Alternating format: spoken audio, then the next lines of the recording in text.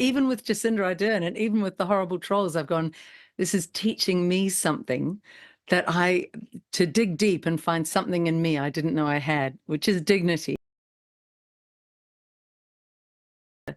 I, for my part, feel like I need to apologise first to our loyal supporters because I went quite quiet after the election. And that was for two reasons. I was reeling by the results. I think a lot of us were surprised.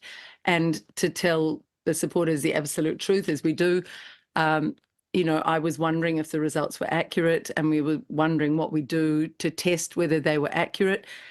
I've had many people come and say, I don't think they were an accurate reflection of the votes that you got.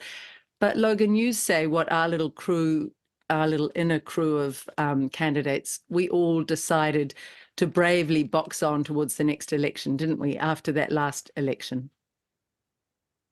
Yeah, we did. Yeah, we felt that it would probably come across as sour grapes or something like that. So we wanted to say, okay, let's keep marching forward towards the next election, and let's earn the right to be the representatives of the people. So that was a whole team discussion and a decision, I feel. Yeah. I've had a lot of people come up and say, I'd love to know how many voted. And we may still, just out of interest, ask people to send in your affidavits.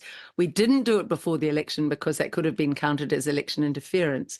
So we decided, do we, as Logan says, say it's sort of sour grapes? Look at Trump in America. He's still trying to prove that he had a bad count, that he was cheated in the last election, and you just get so bogged down in it. So instead, what did we decide, Logan?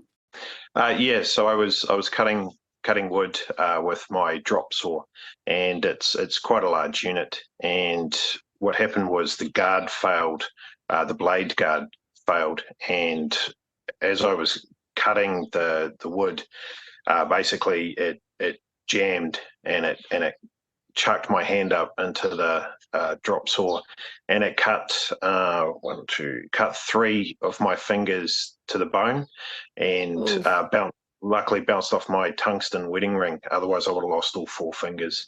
That happened, and then I got rushed to hospital, and that was that was a pretty horrible ordeal. It was. It's a much more gruesome story than that. You couldn't get the help, and Artie had to drive you on a very misty night, didn't she, with you bleeding?